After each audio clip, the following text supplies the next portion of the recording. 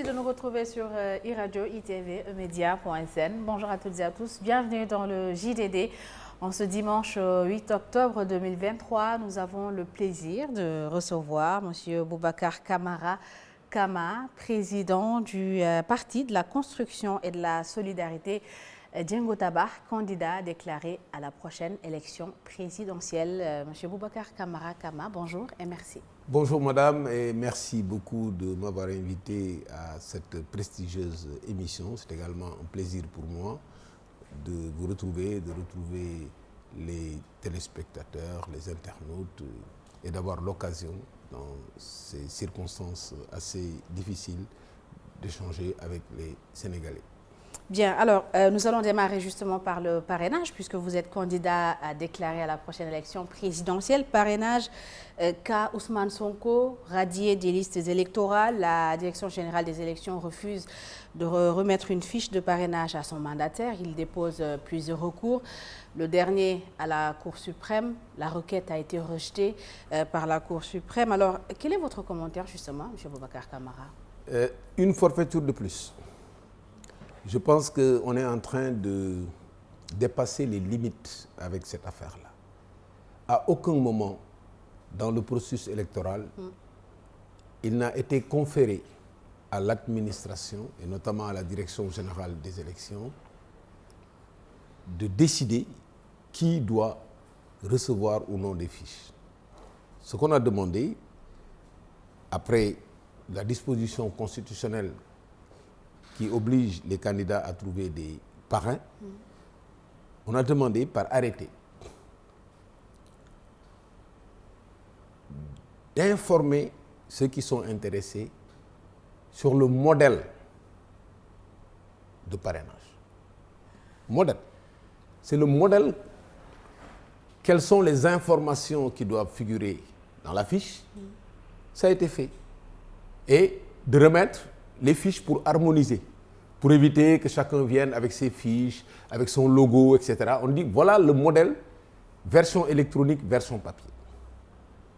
Voilà le pouvoir de la Direction générale des élections.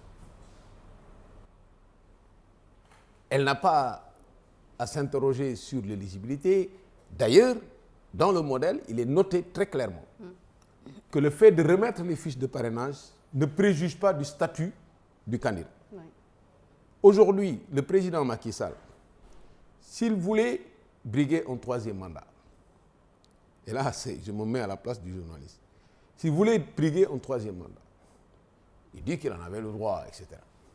Juridiquement, oui, c'est ce qu'il a dit.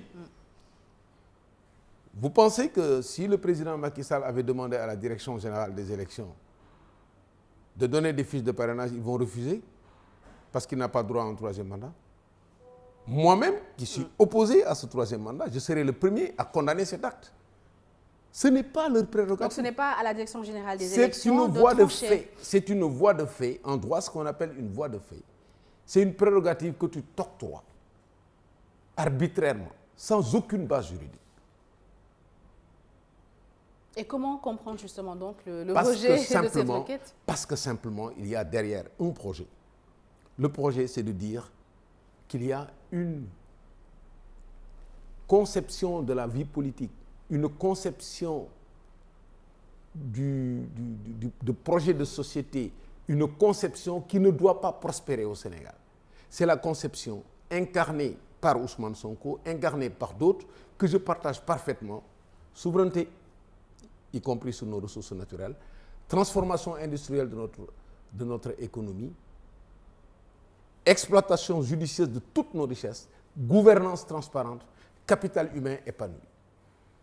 Voilà cette différence, cette rupture politique, économique, sociale, de paradigme, et qui est acceptée par une majorité des Sénégalais qui en ont marre de l'ensemble de 63 ans de stagnation, malgré quelques efforts par-ci, par-là. Ils disent, ce projet-là ne va pas prospérer. Alors vous, M. Camara, en 2019, vous avez été superviseur général de la campagne du candidat Ousmane Sonko. Vous avez de l'expérience. Hein. Est-ce qu'à l'époque, vous aviez vu venir justement toutes ces choses qui sont en train aujourd'hui d'arriver au leader du parti du Pastef? Oui, bon, avant de revenir, c'est-à-dire qu'aujourd'hui, le mérite fondamental de Ousmane Sonko et de l'ensemble de ce que j'appelle la nouvelle opposition politique, c'est d'incarner la vraie rupture par rapport à l'ancien régime et à ses béquilles. Et c'est ces paradigmes-là, c'est ces questions de fond, les ressources naturelles, ce qu'on a comme bien, comment on doit l'aliéner. Il y a eu un combat sur Franck Timis. Aujourd'hui, la Constitution dit que ces ressources appartiennent au peuple. C'est déjà un combat. C'est la question de la gouvernance, de la corruption, de la lutte contre la corruption. C'est la question du capital humain, comment financer l'éducation, comment financer la santé. C'est la question de nos relations souveraines avec les autres pays. Sur ces questions-là, on s'est retrouvés. Et effectivement, en 2019, quand nous avons été recalés, justement, avec le système unique du parrainage, on pourrait y revenir si vous voulez. On va y revenir tout de suite. Quand on a été recalés, c'était tout naturel de soutenir le projet de Ousmane Sonko. Ce que nous avons fait. Et nous n'étions pas les seuls. Parce que tous les gens qui ont compris qu'il fallait une vraie rupture ont mené ce combat. Et j'y avais vu venir, moi. Parce qu'après 2019, je me suis dit, voilà, une star est née. Mais cette star-là devait être protégée. Cette star devait développer une vraie stratégie pour se positionner. Et ensuite, le jeu s'est clarifié avec le départ de Idrissa Seck qui a rejoint le pouvoir parce qu'il y avait ce réflexe de survie de l'ancien régime qui s'est d'ailleurs élargi avec le dialogue national. Et donc, il y a d'une part ceux qui voulaient garder l'ancien système et d'autre part ceux qui voulaient mettre en place un nouveau système citoyen qui tienne en compte ces paradigmes dont je fais partie. Et pourquoi avoir décidé justement, vous aviez vu venir, vous avez dit tout de suite, une star est née, il faut la protéger, il faut l'encadrer. Alors pourquoi, Boubacar Camara Kama, avoir choisi, vous, de vous séparer de cette star que vous auriez pu encadrer? Alors, la séparation, elle était simplement stratégique au début, parce qu'avec le départ d'Idrissa Seck, un boulevard s'était ouvert. Se développer ensemble, c'était nous fragiliser. Il fallait se développer séparément. Ce qu'on a fait, jusqu'à la naissance de Yewwi Askan Wi, dont on a été un des promoteurs, mais à partir de Yewwi Askan Wi, il y a eu une forte puissance. Et on a retrouvé Ousmane Sonko à la tête d'une machine extrêmement redoutable. Cet Ousmane Sonko-là n'a pas été suffisamment protégé et ne s'est pas suffisamment protégé. Et il y avait des divergences de fond, et moi je me suis retiré. Tout en restant sur les principes. Ça ne change en rien le fait que le projet qu'il a, je le partage parfaitement. Je ne suis pas d'accord avec lui sur ses méthodes de lutte. Je ne suis pas d'accord avec lui sur le recours à la violence. Mais je suis parfaitement et totalement d'accord avec lui sur le problème de fond. Et je suis totalement opposé aux méthodes qui ont été utilisées pour l'écraser. Et justement, cette élimination au parrainage en fait partie. Et plus grave, madame, l'interprétation de la réalité de la contumace, ça n'appartient pas à un ministre, ça n'appartient pas à l'exécutif, c'est au juge de décider.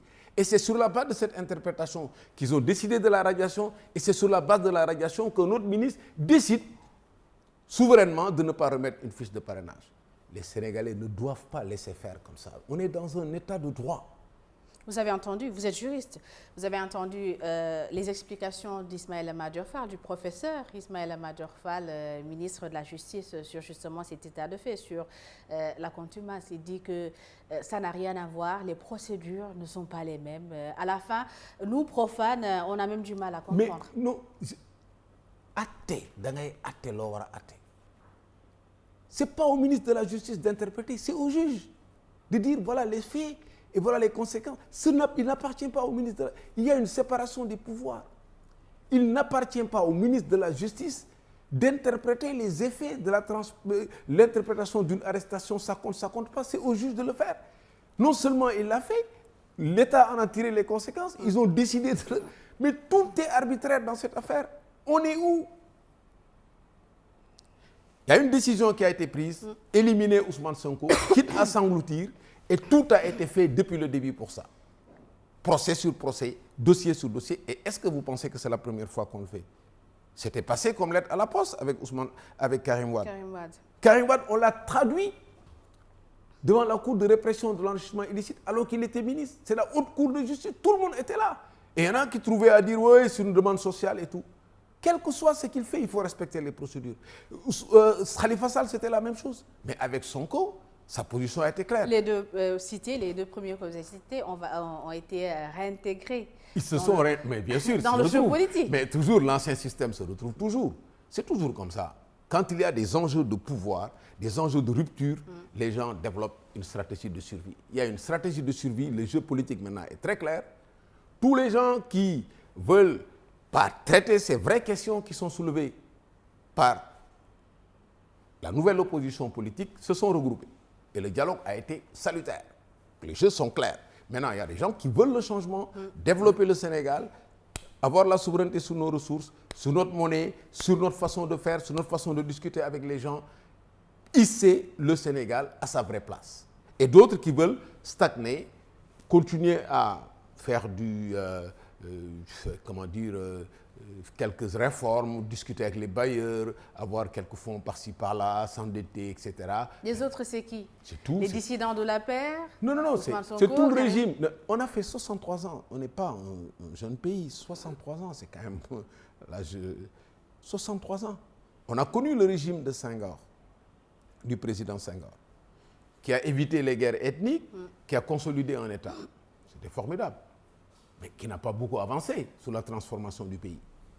Tout le monde le sait. Qui n'a pas beaucoup avancé sur les trucs démocratiques. Senghor a juste laissé un État. Il a laissé un État, il a laissé un successeur qui également a fait ce qu'il a pu pour consolider une administration. Après l'administration, on a eu des crises, hein. On a eu la crise de 62, on a eu la crise de 68-69, on a eu le changement avec le Premier ministre en 70, on a eu le choc pétrolier en 73 avec tout ce qu'on a eu comme problème. Après, Wade est venu. 74, parlementaire, ils ont commencé à changer le régime, le scrutin. Bon, après, Casamance. Et après, on a commencé à s'essouffler, bailleurs de fonds, ajustement structurel. À la fin des années 80, crise de l'énergie, on était à genoux. 96, élection chaotique. 98, les gens se retrouvent. Un bon processus électoral. 2000, alternance. Ouais. Très clair. La fin de l'acte 1. Wade vient avec tout l'espoir, le champion de la démocratie. Au moment où Wade commençait son combat, il n'y avait pas d'isoloir, il n'y avait pas de pièce d'identité, un combat pour le processus électoral, pour la démocratie. Il est venu. Il a tourné en rond pendant 4 ans. Après, les projets ont commencé à sortir petit à petit. Après, la gouvernance, incroyable. On a commencé à se poser des questions. La manipulation des institutions, mais au moins il y avait la démocratie, liberté de manifestation, etc. Il a fait ce qu'il a pu. Des schémas qui ont été contestés, des schémas d'arrogance, on a vu ça. Taf, ça s'est cassé. Il est parti. Macky est venu surfer sur les défauts de Wade. Gouvernance sobre et transparente. D'ailleurs, lutte contre la corruption. J'étais en train de m'amuser avec le pôle communication de mon parti. Je le dis, recherchez-moi la dernière fois où Macky Sall a parlé de lutte contre la corruption dans ses discours. Je pense que ça doit être en 2013. Même le terme n'est plus utilisé. Les dossiers, n'en parlons pas. Tout. Il est venu, il a surfé sur ça. Et justement, sur les flancs de ces dysfonctionnements est née cette nouvelle opposition politique qui a été radicale, parfois. Qui a démarré par dénoncer tout ce qui était corruption. Mais justement, et c'est justement ça le problème de fond. Donc c'est une bataille, c'est un choix. Les Sénégalais doivent choisir entre des équipes qui prennent leur argent pour se transformer en richissimes, comme ça, sans travailler. Moi, je n'ai jamais compris comment on peut avoir autant d'argent sans travailler. Comment on peut vivre sans travailler. Je ne comprends pas ça. Des gens qui signent des contrats qui ne sont pas conformes aux intérêts des populations, on l'a vu.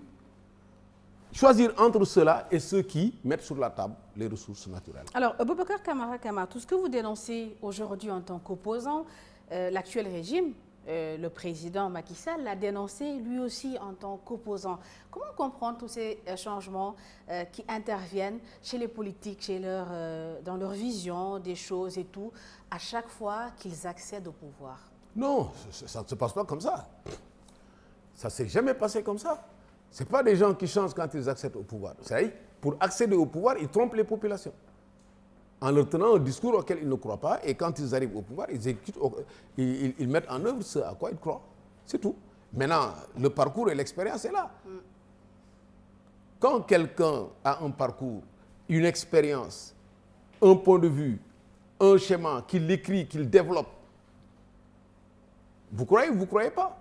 Si vous croyez, vous mettez en œuvre les garde-fous qu'il faut pour que tout soit mis en œuvre. Mais si on laisse les hommes politiques ou les politiciens faire ce qu'ils veulent, et puis les Sénégalais aussi doivent prendre leurs responsabilités. Ça quand même, nous, ce qu'on peut faire, c'est expliquer aux gens. Ils croient. Ce n'est pas des changements. Hein. Ils savaient parfaitement ce qu'ils faisaient. Mais il y a des gens qui te disent aujourd'hui, pourquoi on parle de transhumance, de wahwahet et tout ça? Ils savent très bien. Ils vont aller chercher le bon discours pour pour avoir les voix. Et quand ils les ont, comme on leur laisse le pouvoir, il y a une concentration du pouvoir au niveau de l'exécutif. Ben alors ils font des ruptures justement à opérer. C'est des ruptures à opérer. On va y revenir. Boubacar Camara Kama, vous êtes notre invité au JDD de ce dimanche. Vous nous suivez sur iRadio ITV, emedia.sn. Boubacar Camara, l'élection présidentielle sénégalaise est prévue dans un tout petit peu plus de 4 mois. Plus de 200 candidats déclarés à cette élection. Certains citoyens y voient une désacralisation de la fonction présidentielle. Vous, en tant que haut fonctionnaire, acteur politique et surtout candidat déclaré à la présidentielle, quelle est votre analyse par rapport à cela? Moi, j'ai une analyse tout à fait contraire. Je suis très ravi de voir qu'au Sénégal, il y a des gens qui ont de l'ambition et qui ont quelque chose à proposer. Ceux qui disent qu'il y a des pléthores de candidats, il y a désacralisation de quoi? Les gens viennent retirer des fiches pour parler de désacralisation de la fonction présidentielle. Il faut d'abord occuper la fonction présidentielle avant de la désacraliser. Ils disent, oui, tout le monde veut être président. Est-ce que vous avez scruté la liste des gens qui ont déposé? Moi, j'ai regardé la liste. Hein. J'ai vu des profils très intéressants, des gens qui n'ont jamais été dans la politique, qui ont fait leurs preuves dans leur secteur, de brillants Sénégalais, qui sont excellents. Et ce sont ces gens-là qu'il faut connaître. Alors, vous préférez des gens qui étaient là, qui étaient dans les magouilles, qui étaient dans la politique politicienne, qu'on connaît, parce qu'ils sont connus, qui sont plus valeureux que ceux qui sont là, qui sont des Sénégalais. C'est technopolitique que je vois dans la liste. Il faut apprendre à les connaître. Et c'est le rôle des journalistes. Il ne faut pas tomber dans le débat où il y a une pléthore de candidatures. Non, c'est la qualité qui compte. Et ce ne sont pas des candidatures, c'est des candidatures. C'est des candidats à la candidature. Ils vont retirer leurs fiches, ils vont se soumettre à un processus. Nous voulons ce processus simple, permettant à tout le monde de participer. Et je suis justement aux Sénégalais de juger. Pourquoi voulez-vous disqualifier ces jeunes parce qu'ils ne sont pas connus? Et c'est parce qu'on n'est pas connus qu'on... Ce qui est sûr, c'est que naturellement, la plus grande partie de tous ces candidats déclarés va être disqualifiée, filtrée par le parrainage. Parce que le système n'est pas bon. En tout cas, il a été modifié. Boubacar Camara, il y a quelques semaines, il faut aujourd'hui 0,6% du fichier, 13 députés ou 120 maires et présidents du conseil départemental. Non, le système demeure unique. Le système demeure unique et lui et moi, la justice communautaire l'a réglé, l'a clairement dit. On ne peut pas demander à un citoyen de parrainer un seul candidat. On doit demander aux citoyens de dire quels sont les candidats qu'il veut voir dans la compétition. 2, 3. Nous avons proposé dans notre livre 3. On ne peut pas demander. La justice communautaire a été claire. Ce n'est pas matériellement possible que tous les Sénégalais, tous les partis qui veulent être candidats puissent avoir le nombre de requis, même le minimum, avec le système. Donc c'est un système qu'il fallait changer, ils ne l'ont pas changé. Ce qu'ils ont changé. Quelles sont les chances d'un candidat quand même qui n'arrive pas à avoir 0,6% du fichier? Quelles sont ces chances justement son candidat à une élection présidentielle? Qui n'arrive pas à avoir, ça je ne le crois pas. Attendons, moi j'ai été victime de cette histoire de parrainage depuis le début. J'ai attiré l'attention de l'opposition dès le début sur cette question. Aujourd'hui, le système qui est mis en place pour le parrainage, moi je suis d'accord pour le parrainage pour la présidentielle. Mais il faut que chaque Sénégalais puisse parrainer au moins 3 candidats. Au maximum 3 candidats. Déjà. C'est ça le sens du parrainage.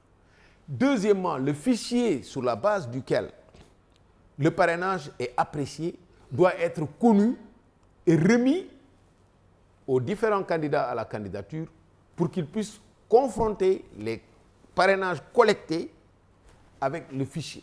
Nous avons été éliminés. On nous a dit vous avez 16 000 parrains qui n'étaient pas dans le fichier alors qu'on a recopié leur pièce d'identité.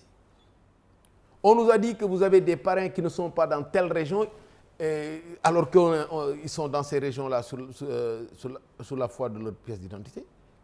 Quand tu manipules un fichier que tu donnes au Conseil constitutionnel et qu'il apprécie ton parrainage sur la base de ce fichier, bien sûr, tu peux éliminer qui tu veux. Vous avez vu ici un ancien Premier ministre dire qu'il y aura 5 candidats.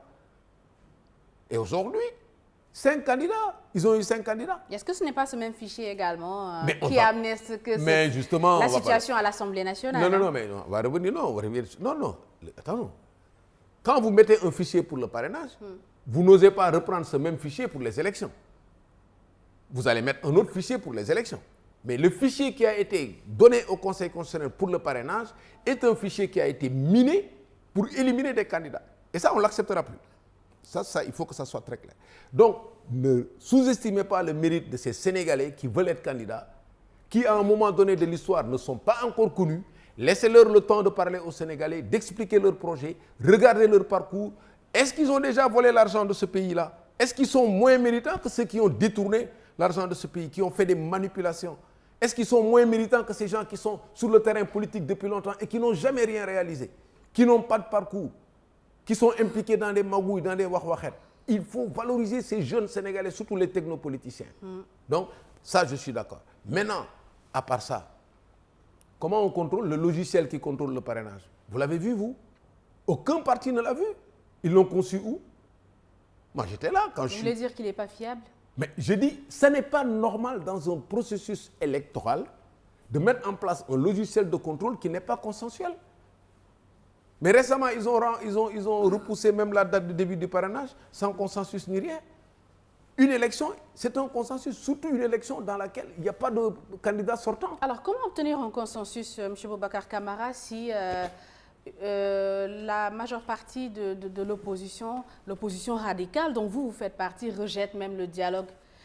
Est-ce que ce n'était pas un espace... En 2019, il y avait un dialogue. Nous, on n'avait pas participé au dialogue national, mais on avait participé au dialogue sur le processus électoral, avec tout le monde, avec Pastef et tout.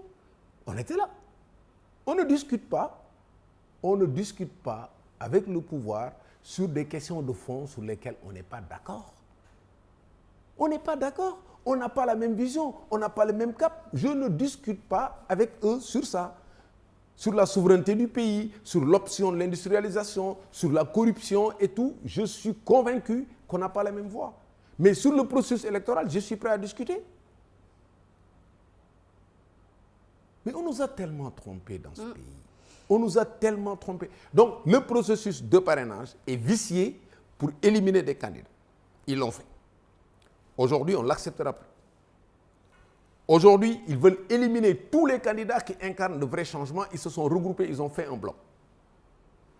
Ils, c'est qui? Mais c'est le pouvoir. Tous ceux qui ont incarné l'ancien régime. Ce que j'appelle l'ancien régime depuis 63. Depuis 60, ça fait 63 ans. On n'a pas développé le Sénégal. Vous pensez qu'on a développé le Sénégal avec toutes ces richesses-là? Moi, je sais quelque chose. J'étais là. Je me suis battu pour qu'on collecte des recettes dans ce pays. Je me suis battu pour qu'on amène de l'argent, qu'on construise tous les grands projets de ce pays. J'étais là. Je me suis battu en interne pour ça. J'ai vu des gens s'enrichir comme ça. J'ai vu des gens dilapider les biens de ce pays. Vous l'avez vu? Les jeunes sont là. Vous avez vu l'ouverture des classes aujourd'hui? Les classes ne sont même pas disponibles. Combien de gens sont en dehors du système scolaire? Combien de gens ne peuvent même plus se soigner? Vous avez vu ces jeunes qui prennent la mer? C'est un hasard, ça? Mais parce qu'on n'a pas utilisé les richesses qu'on a eues pour les Sénégalais. Ce qu'on a fait, on a utilisé l'État comme une machine à sous et ensuite comme un instrument de règlement de compte politique et maintenant règlement de compte avec l'utilisation de la justice, avec une administration que je ne reconnais plus. J'ai grandi dans cette administration. Il y a des gens qui font la politique. Ils me disent, grand, beau politique dans poste.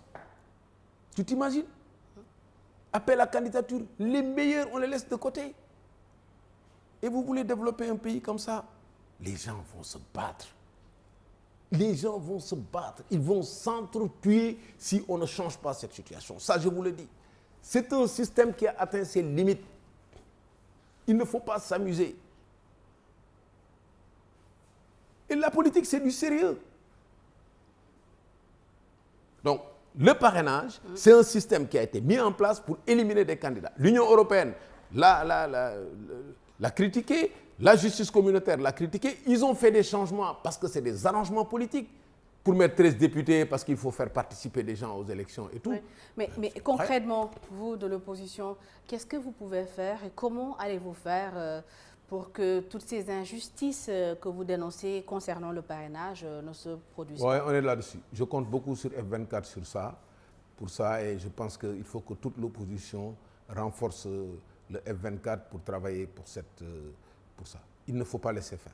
Ça... Et si vous n'avez pas de logiciel, vous n'avez pas le fichier? Mais non, on n'acceptera pas que le logiciel conçu uniquement par le pouvoir, seul, dans son coin, soit le logiciel qui contrôle les parrainages. Aujourd'hui, est-ce qu'on n'a pas recensé, madame, la population au Sénégal? 17 millions d'habitants. Tu as entendu une seule contestation?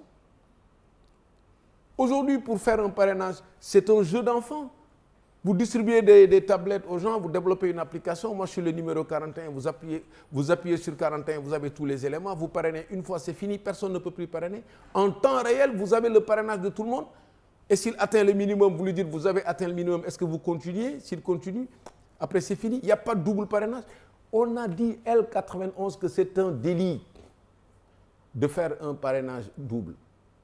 Et on accepte le parrainage double.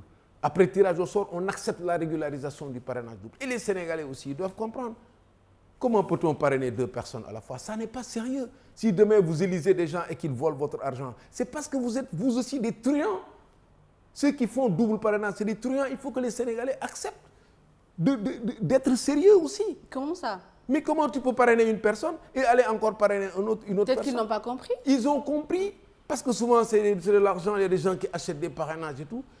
Après, pendant 5 ans, les gens, il n'y a pas d'éducation, il n'y a pas d'eau, il n'y a pas de graines, il n'y a rien. Vous vous dites, oui, c'est ça. Et puis vous allez chez les politiciens là pour demander de l'argent.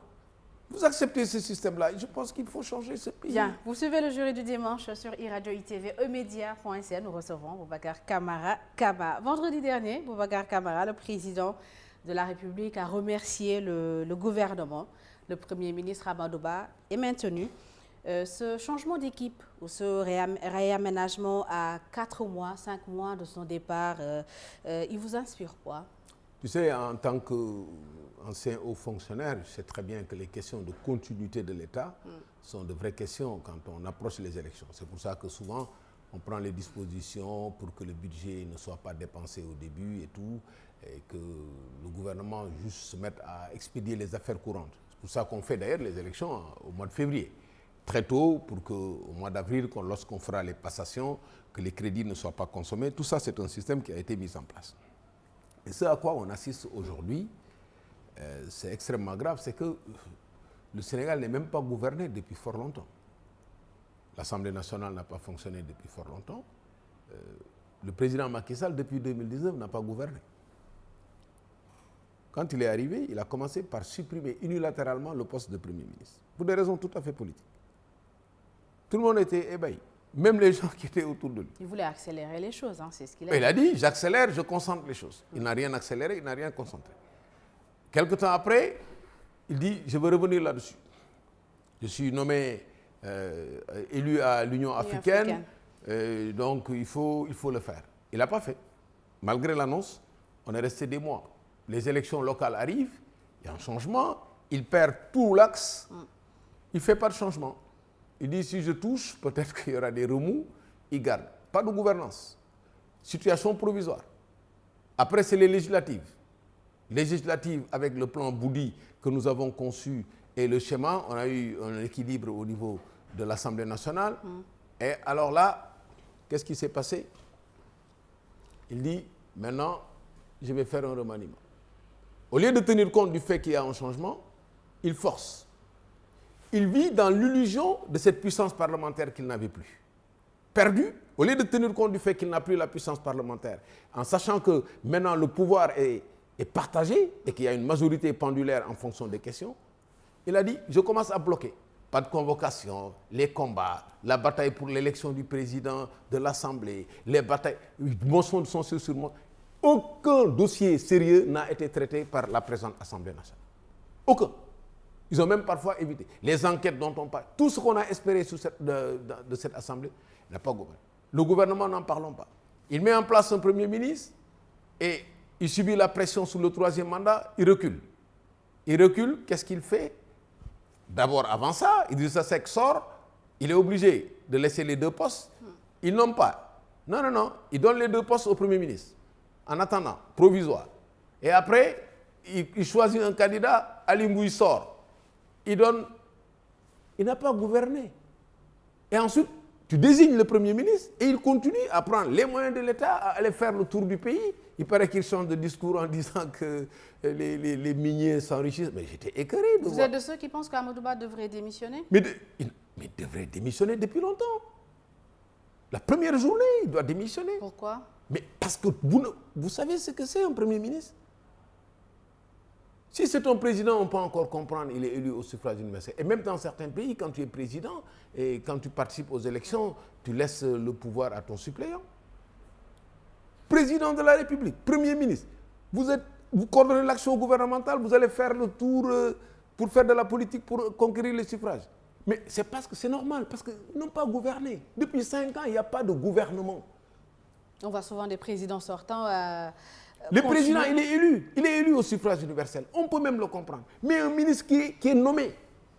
Ils utilisent tous deux les moyens de l'État pour battre la campagne. Mais justement, le président de la République, c'est difficile de faire la distinction parce qu'il est élu au suffrage universel. Mais le ministre qui est nommé, le Premier ministre qui est nommé, mais les Sénégalais regardent faire ça. Le simple fait de prendre un véhicule de Premier ministre pour aller voir un marabout, pour parler de ta candidature, tu dois rembourser cet argent-là. Donc, il n'y a pas de gouvernement. Donc, si à 5 mois des élections, il reconduit Amadou Ba pour refaire un gouvernement, c'est juste un coup d'épée dans l'eau. Alors, il y a quelques semaines, Boubacar Camara, le code de procédure pénale a été modifié. Un parquet financier a remplacé la Cour de répression de l'enrichissement illicite, la CREI. Vous êtes un ancien inspecteur général d'État. Nous avons eu en 2012 la traque des biens mal acquis. Pensez-vous qu'après 2024, on devrait maintenir cette logique? Alors, dans mon ouvrage, là, Construire le Sénégal du futur, j'étais très clair sur la question. Je dis, il faut réorganiser la lutte contre la corruption à travers 3 axes. La prévention, le contrôle et la répression. Et moi, je préconise le regroupement de l'ensemble des corps de contrôle, avec 3 grandes fonctions, la prévention avec l'OFNAC, CENTIF et tout, la lutte avec les inspections internes et tout, et la répression. Et le délit d'enrichissement illicite doit être gardé dans le système pénal avec tous les droits sous le double degré de juridiction, sous les droits de la défense, etc. C'est ça qu'il fallait garder. Ils l'ont utilisé pour éliminer quelques candidats. Il y en a 2, je pense qu'il n'y a que Karim qui est passé à la trappe. Et maintenant, à la veille de leur départ, ils décident d'éliminer la Cour. C'est pour se protéger. Il a été remplacé quand même par un parquet financier. Le ministre, quand il défendait son projet, il dit que ce parquet a plus de pouvoir que la CREI. Le pouvoir ne dépend pas de ça. Le pouvoir dépend de la réalité du contrôle et de la lutte contre l'impunité. Vous avez vu combien de dossiers au Sénégal qui n'ont pas abouti? Vous avez déjà vu un seul dossier qui a abouti jusqu'au bout avec des remboursements, des trucs. On nous a raconté ici qu'on a récupéré de l'argent dans la lutte contre l'enrichissement illicite. C'est ce qu'Aminata Touré avait dit, en tout cas. Vous avez vu l'argent, vous? Ils nous ont tellement trompés sur ces... C'est-à-dire qu'il n'y a pas de lutte contre la corruption au Sénégal. Même le mot n'est plus utilisé. Ça, je vous l'ai déjà dit. Il n'y a pas de lutte contre la corruption au Sénégal. Il y a une organisation de l'impunité pour ceux qui sont au pouvoir et qui pillent les richesses de ce pays, qui signent des contrats léoniens. C'est ça la réalité. Et c'est ça qui a abouti à la situation actuelle où on a des problèmes d'éducation, de santé. C'est une réalité. Maintenant, celui qui ne veut pas accepter cette réalité parce qu'il veut justifier un pouvoir, etc., il est libre. On est des Sénégalais, chacun est libre. Chacun peut même prendre la parole pour dire « moi je suis pour la corruption ». Mais ils ne le disent pas. Ils essaient de mettre en place des schémas pour... C'est au nom de la lutte contre la corruption qu'on avait fait la cour de l'enrichissement. Ça a fini où? On n'a pas élu les gens à l'Assemblée pour organiser l'impunité. On a parlé ici d'amnistie. Moi, j'étais écœuré quand on a parlé d'amnistie sur les questions financières. Vous prenez l'argent du pays, amnistie, on efface, on dit de telle période à telle période, tous ceux qui ont pris l'argent du pays, ils sont pardonnés. Il n'y a pas eu d'amnistie, mais parce qu'il y a eu la pression des gens. D'autres stratégies ont été trouvées pour réintégrer ces personnes. Pour dire, ouais, celui qui est gracié, ceci. Mais attendez, vous pensez que ça c'est sérieux? Avec toutes ces jeunes générations qui nous attendent, tous ces enfants-là qui nous attendent, toutes ces inondations. Quelles sont les véritables réformes à opérer dans ce sens, Boubacar Camara? La réforme d'abord, c'est de dire que le Sénégal a des richesses. Il faut que ces richesses profitent au Sénégal. Le Sénégal se retrouve aujourd'hui dans un contexte extraordinairement favorable. Nous avons des ressources naturelles qui nous permettent de structurer tous les types de financement. Tous les types de financement. Avec des nantissements, avec du battering, des ressources naturelles qui ont de la valeur. Le gaz, c'est une bénédiction au Sénégal. On a le pétrole, le zircon, l'or. C'est clair. Aujourd'hui, on a des leviers de développement avec le partenariat public-privé. Des réformes ont été faites depuis la loi CET de 2004. Il y a eu des évolutions. La dernière loi, le dernier texte sur les PPP en 2021, il est très bien. Il faut le compléter avec l'apport des ressources naturelles pour avoir plus de bargaining power, de capacité de négociation. On a ce levier. On a le levier des recettes. Il y a encore des réformes à faire sur le secteur informel pour avoir la boucle fiscale, éviter toute cette localisation, les impôts qui échappent et tout. On a la possibilité d'avoir énormément d'argent. On l'a pas. On n'a pas. On a en plus de ça la réforme à faire du travail. Il n'y a que 600 000 salariés. On a la réforme du travail, la réforme de la commande publique qu'il faut compléter. Donc, le Sénégal se retrouve dans une situation où le pouvoir incapable de financer le développement s'est contenté d'un endettement à 76% du PIB, et si on ne fait pas attention, en février, on sera à 96%. Inflation 9,4%. Déficit budgétaire 5,5% qui n'arrive pas à résorber. Les recettes diminuent, les dépenses augmentent. On a une opportunité au Sénégal de passer de cette situation-là, d'un pays qui souffre, à un pays développé avec ses ressources naturelles. Ces réformes-là, c'est la réforme de l'administration, c'est la réforme de la justice, c'est la réforme du travail, c'est la réforme de la commande publique. C'est maintenant l'investissement sur le capital humain, l'éducation et la santé. On l'a proposé. 8 000 milliards fonds revolving sur l'éducation, 5 000 milliards, 1 000 milliards par an pendant 5 ans. Et une lutte contre la corruption, une souveraineté sur nos ressources naturelles. Aujourd'hui, le Sénégal est à la croisée des chemins. Maintenant, ce dont le Sénégal a besoin, c'est des hommes et des femmes. J'en profite pour faire un clin d'œil à toutes les femmes à l'occasion d'octobre, de ce mois d'octobre rose. Vous avez vu les ravages que ça fait. Les ravages que ça fait. Le Sénégal a besoin d'hommes et de femmes qui sont sérieux, pas plus. On n'a pas besoin d'autre chose. Alors, on a besoin de gens sérieux. Boubacar Camara. Mais est-ce que vous avez compris ce que j'ai dit? Oui. On a besoin juste de gens sérieux au Sénégal. Tout. Et les gens sérieux, ils sont forcément dans l'opposition, c'est ça? Non, pas forcément. Ah non, mais je connais des gens formidables qui ont tellement été déçus. J'ai discuté avec quelqu'un qui me dit, moi je me comprends plus. Je dis, mais qu'est-ce qu'il y a? Je me suis battu pour tous les changements. Il était là, il s'est battu pour l'arrivée de Wade, il s'est battu pour l'arrivée de Macky. Il était tellement enthousiaste. Aujourd'hui, il me dit, moi, tout ce que j'avais dit, j'ai honte. Parce qu'ils te trompent, ils t'embarquent dans ça. Même les gens qui sont dans l'administration, il y en a beaucoup qui se sont battus. La politisation de l'administration. Mais justement, mais parce que c'est ça le problème. Parce que quand nous, on a proposé un appel à candidature sur 36 postes qu'on a identifiés, tu fais un appel à candidature avec un cahier des charges. Les meilleurs prennent, tu as 3, quel que soit leur positionnement politique. Mais d'ailleurs, il est même préférable de travailler avec quelqu'un qui est compétent et qui n'a pas la même vision politique que toi, qui n'est pas du même parti. Et puis il y a des postes pour lesquels il faut bannir la politique finalement. Comme par exemple? Mais il y a des postes super sensibles où tu disposes d'informations qui sont super sensibles. Tu ne peux pas faire la politique avec ça.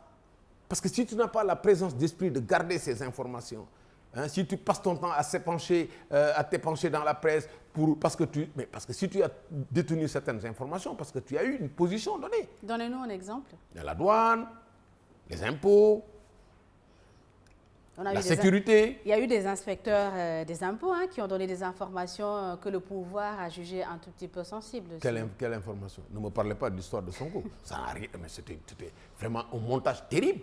Ces informations étaient publiques partout. Non, l'histoire de Sonko, c'est très clair. Les Sénégalais doivent être très clairs là-dessus. Que tu sois d'accord avec lui ou non, Sonko, la décision du pouvoir, c'est de l'éliminer et ça, personne ne doit l'accepter. Alors, Boubacar Camara, après 11 ans, comment, entre réussite et échec, comment jugez-vous le bilan politique, économique et social de Macky Sall? Politique d'abord.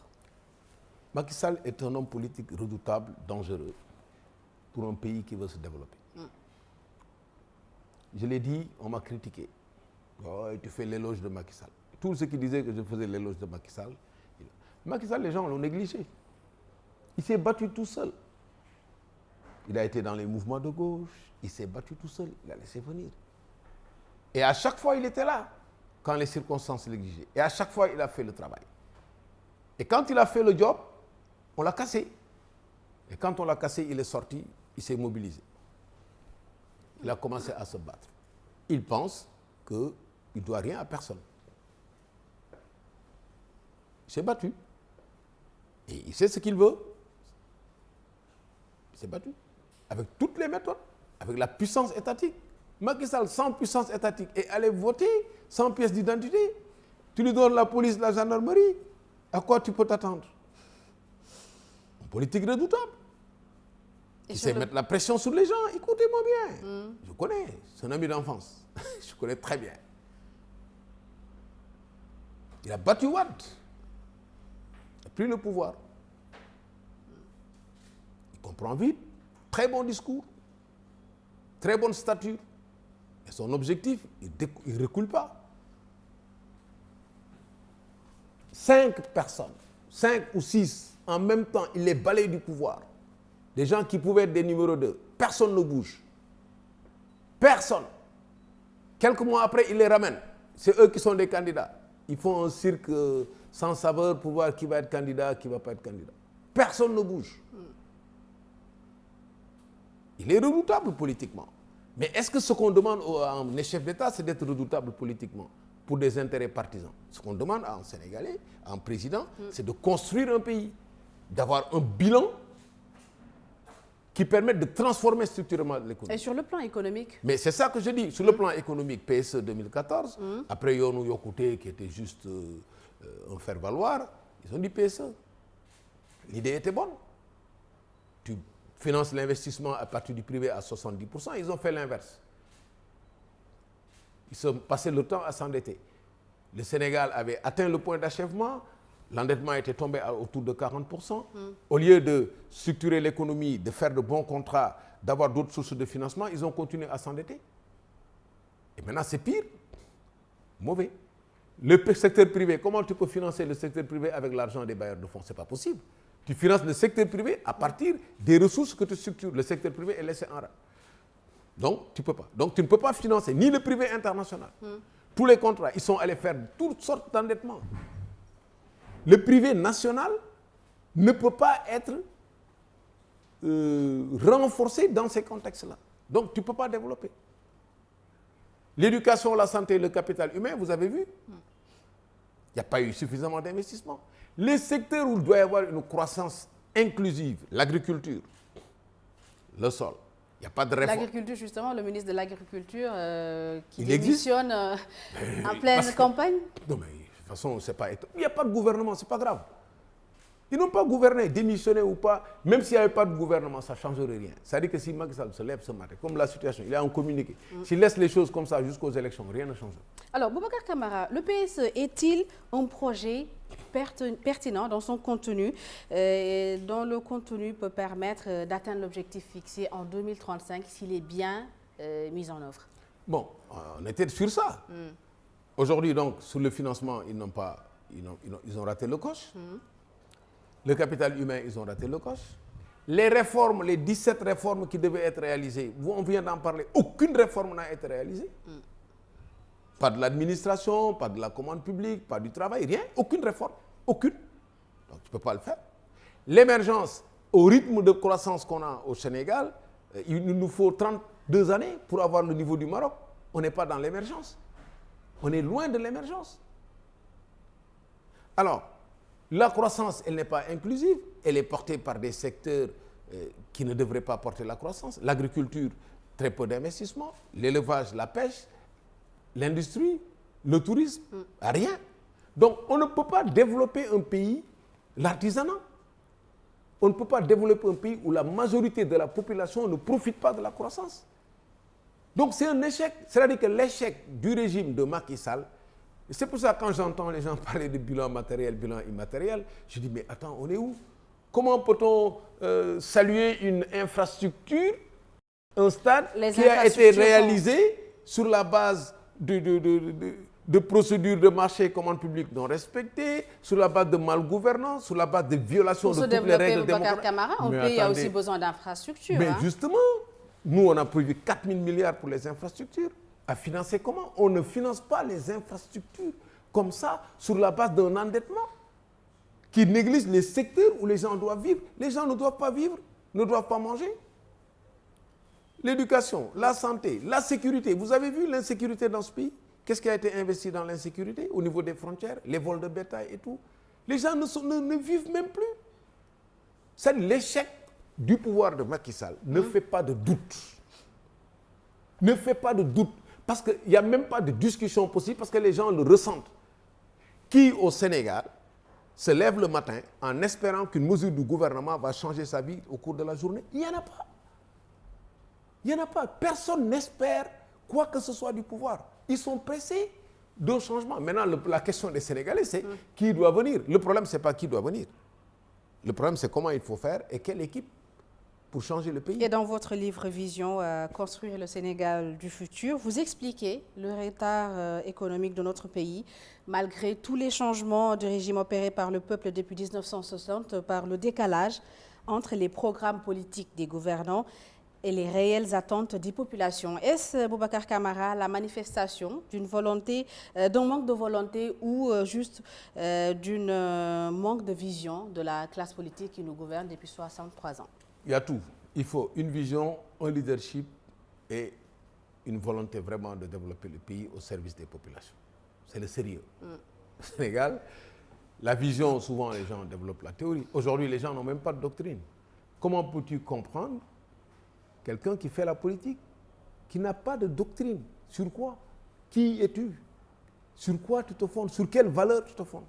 Moi, je me considère comme un enfant de Dieu. Je me considère comme un croyant. Je considère qu'il y a des valeurs qui sont fondamentales. Les biens publics, le respect. Je considère qu'il faut baser tout sur la vérité. Je considère qu'il faut baser tout sur la patience, sur la justice. Quel pays nous avons? Nous avons quelle société? Quelle est la place de la religion dans la société? Moi, je suis musulman, je l'assume. Je l'accepte. Je considère que c'est une valeur positive pour développer ce pays. Je l'assume. Il n'y a aucune loi d'orientation sur les questions religieuses, culturelles. Il n'y a aucune loi d'orientation sur la justice. Je considère qu'il y a des acteurs qu'il faut renforcer. L'État, la jeunesse, les femmes, l'entreprise. Comment il faut le faire? Il faut discuter. Moi, je suis pour le travaillisme solidaire. C'est ça mon idéologie. J'ai développé, j'ai fait une livre vision. Le collectif des cadres en a fait un programme qui est validé en interne, qui fera l'objet d'une validation externe. On s'entend d'abord sur ça. Donc, si vous prenez le pouvoir et vous transformez l'État en machine à sous, quel que soit le discours que tu tiens aux gens à la veille des élections, quand tu vas prendre le pouvoir, tu vas commencer à t'enrichir. Tu vois des gens qui n'ont jamais travaillé de leur vie, qui au contact de l'État, mais commencent à s'enrichir. Moi, j'ai été directeur général des douanes, inspecteur général d'État. Je fais partie des mieux rémunérés dans ce pays, et un pourcentage même des affaires contentieuses, que j'ai réduit de moitié d'ailleurs, à un moment donné. Mais je ne peux pas construire une maison sans faire un prêt bancaire. Je ne peux pas rassembler 100 millions de francs d'un seul coup. Ça n'est pas possible. On a vu des gens qui construisent des immeubles de 700 millions, 300 millions. Il y a des gens qui font des spéculations sur le foncier au Sénégal. On les connaît. Alors, et les gens courent derrière eux parce qu'ils sont au pouvoir. Et après, on dit on veut le développement. On ne veut pas le développement. Parce que tant qu'on met des gens qui ne sont pas sérieux à la tête de l'État, on n'aura pas de développement. Alors, le développement, selon vous, dans votre livre, ne peut se faire sans une transformation structurelle de l'économie. Alors, quelles mesures phares, Boubacar Camara, doivent accompagner cette transformation? La transformation passe par l'industrialisation à travers l'exploitation de nos ressources. D'abord, les ressources qui viennent du secteur primaire. Agriculture, pêche, élevage. Tout ce qu'on peut faire pour booster ça, les réformes sur le sol, sur l'eau. Là, il y a tout un projet de revitalisation des vallées fossiles pour récupérer l'eau, parce que ça il y a toute une histoire. L'eau. Tu as ces produits que tu transformes pour avoir les produits à consommer. L'industrie fabrique les équipements. Donc, il y a des liaisons entre l'industrie, l'agriculture, la pêche et l'élevage. Avec la pêche, tu as le lait, tu as la viande, tu as la peau. Avec l'élevage du moins, avec la pêche, il y a des transformations des produits agricoles. Tu jettes à la mer tous ces contrats-là qui sont sur les contrats de les pêche. contrats Catastrophe. de pêche. Catastrophe. Tu Qui, mets du batterie. Certaines personnes font que l'immigration, le phénomène de l'immigration clandestine ne quitte jamais ce pays. La solution n'est jamais trouvée. Les pêcheurs ne trouvent plus rien en mer. Ils se rabattent vers l'Espagne. Vous comprenez cela, vous? Mais pas que. Ce n'est pas seulement la pêche. C'est la faillite économique qui fait que le jeune, même s'il a un emploi ici, ce n'est pas un emploi décent qui lui permet d'avoir un revenu durable, qui lui permet d'avoir un logement, de gérer sa famille. C'est pour ça qu'il compare. Et l'immigration, les gens de la diaspora, ils apportent beaucoup d'argent ici, mais une partie de la diaspora, c'est des gens vulnérables. Et là, on a proposé Diaspora et ça pour le faire. Donc, cette transformation, c'est d'abord ça, les produits agricoles. Cette transformation, c'est les produits miniers que nous avons. Il faut les transformer. Donc, la question minière, ce n'est pas une question de rapport fiscal ou bien de responsabilité sociétale d'entreprise. C'est une question de rapport de souveraineté.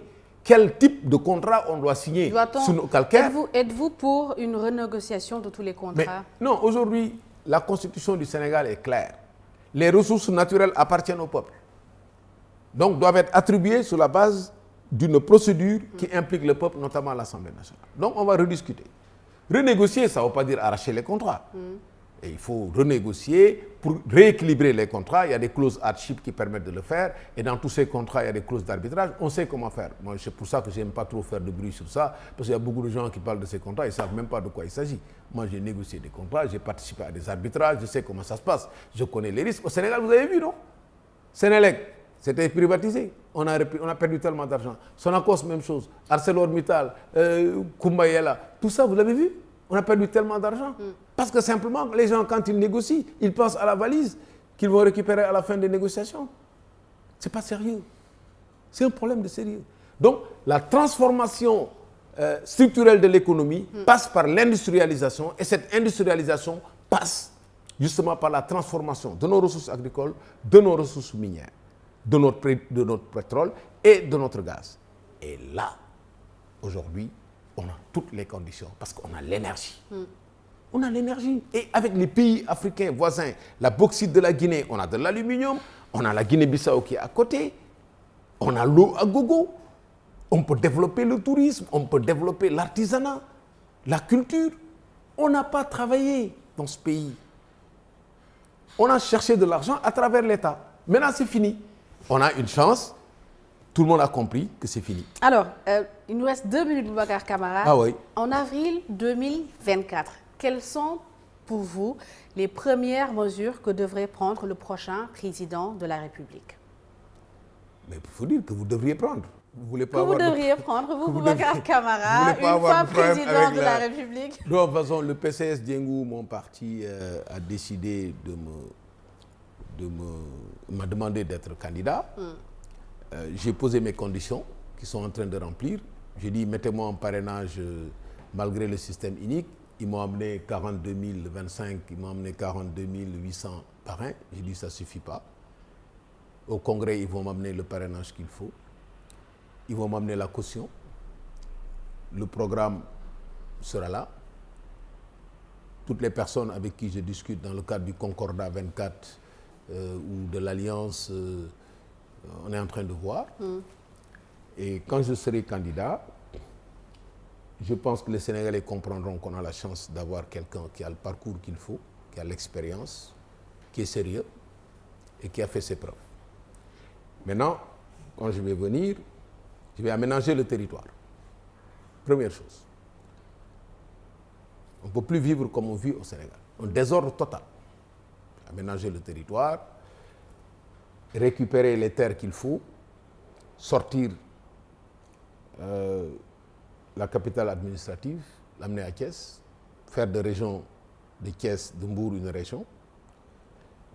Je vais récupérer tous les leviers de financement qu'il faut pour mettre de l'argent. Je vais faire la réforme de l'administration avec 36 postes, appel à candidature. Je vais faire la réforme de la commande publique. La potentialité de la femme, je vais la mettre en œuvre avec l'entreprise féminine, avec une part des marchés publics pour eux.